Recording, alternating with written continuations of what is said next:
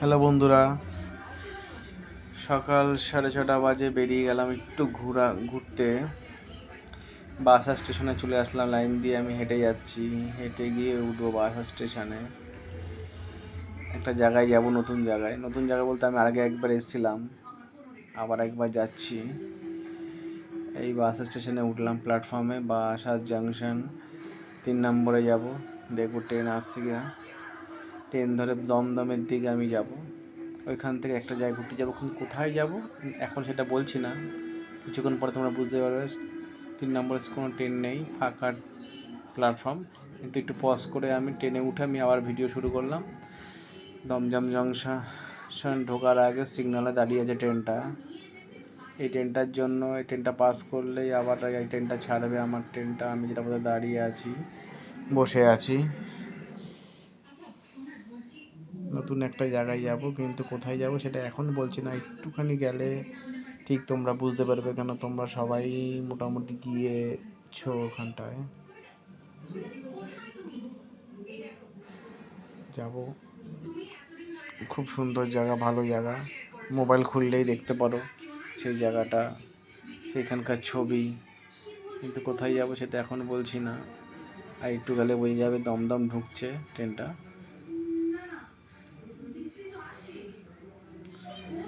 ঢুকছে প্ল্যাটফর্মে গিয়ে আমি আর একটু সময়ের জন্য একটু পজ করে রাখবো মোবাইলটা, কারণ আবার আরেকটা ট্রেন চেঞ্জ করতে হবে। ট্রেনটায় উঠে আমি আবার ভিডিওটা শুরু করব। হয়তো তারপরে তোমরা বুঝতে পেরে যাবে কোথায় আছি। দমদমে ঢুকে গেছে ট্রেনটা। এই দমদম জংশন প্ল্যাটফর্মে আছি আমি। ট্রেনটা আমার 1 নম্বরে দেবে। আমার 1 নম্বরে গিয়ে আমি ট্রেনটা ধরে নিলাম, উঠে গেলাম। উঠে এবার যাচ্ছি। নামার সময় আমি কিছুটা ভিডিও আমি করিনি, নামার সময় আমি ভিডিওটা করছি। এই যে প্ল্যাটফর্মটা ঢুকছে, এই প্ল্যাটফর্মে আমি নামবো,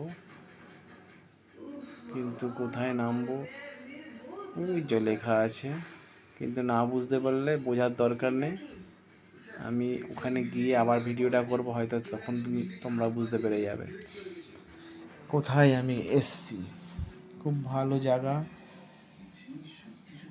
একবার আসলে বারবার মন টানবে আসার জন্য। আমি আগে একবার এসছি,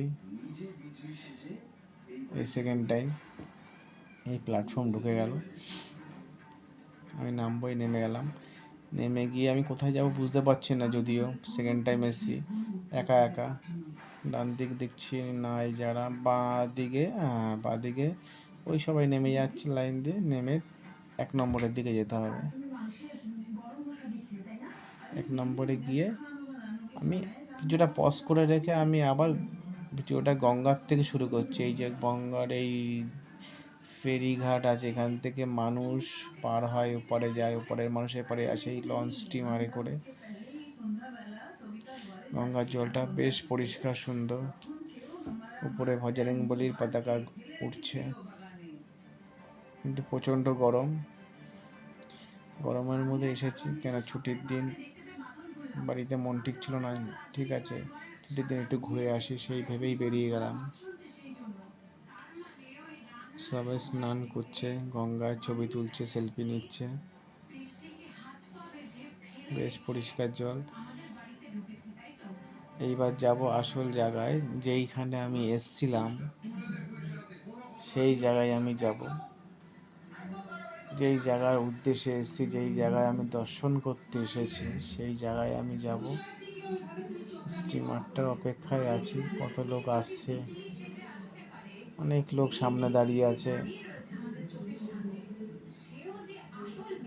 এই জেটিটার উপরে সাইডে দাঁড় করাবে, এখান থেকে মানুষ সব পার হয়ে স্টেশনে ট্রেন ধরার জন্যই আসছে যত সম্ভব।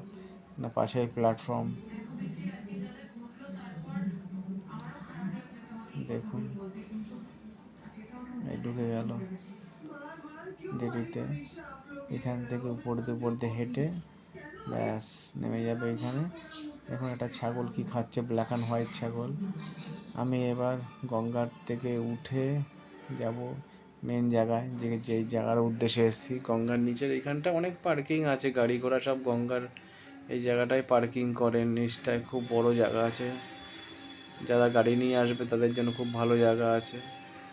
অনেকটা জায়গা পার্কিংয়ের জায়গা আছে। আমি উঠে যাই উপরে, কিন্তু অনেকটা নিচে গঙ্গার এই পার্কিংয়ের জায়গাটা। বেশ পায়ে হেঁটে উঠতে একটু কষ্টই হয়, কারণ রাস্তাটা অনেকটা উঁচুতে। আমি একটু জলও ভরে নিলাম, গঙ্গার জল যখন এসছি যখন। এই যে বেশ উঁচুতে রাস্তাটা, উঠে যাচ্ছি। এইবার বুঝে যাবে আমি কোথায় এসছি, কিসের দর্শনে এসছি, কার দেখা করতে এসছি, কার বাড়িতে এসছি, কার মন্দিরে এসছি, সবটাই বুঝে যাবে। এই কিছু মানুষ যাচ্ছে গঙ্গায়, কিছু মানুষ দাঁড়িয়ে আছে ছাওয়ায়। প্রচণ্ড রোদ, প্রচণ্ড গরম, তার মাঝখান দিয়ে আমি এসছি, কেন আসতেই হবে। ভেবে রেখেছিলাম অনেক দিন ধরে যে এই দিনটায় একটু ঘুরে আসবো। এখানে টোটো রিক্সা স্ট্যান্ড আছে, যারা স্টেশন থেকে আসতে চায় তারা টোটো রিক্সায় করে আসলে এখানে এসে নেমে পড়বে, নেমে চলে যাবে সেই জায়গায় যেখানটা আমি এসছি। দেখুন এখন এবার বুঝতে পারবেন আমি কোথায় এসছি। দেখুন ছাতার নিচে স্টল রয়েছে, কত ঠাকুরের জিনিস বিক্রি হচ্ছে, ডালা, ফুলের ডালা, মিষ্টি, এই যে ঠাকুরের জিনিস বিক্রি হচ্ছে। দেখুন স্টল রয়েছে, অনেক স্টল। এবার সামনের থেকে লাইন শুরু হয়ে গেছে, দেখুন কত ঠাকুরের ফটো বিক্রি হচ্ছে।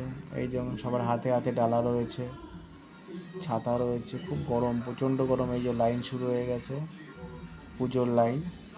কিন্তু আমি কোথায় এসেছি এবার নিশ্চয়ই বুঝে গেছেন। দেখুন কি লেখা আছে, নৈহাটির বড় কালীমা। ধর্ম হোক যার যার, বড় মা সবার। দেখুন এই বড় মার কাছে এসেছি পুজো দিতে। এই যে মন্দিরটা, মেন মন্দির, বড় মার মন্দির, এর ভিতরেই আছে বড় মা।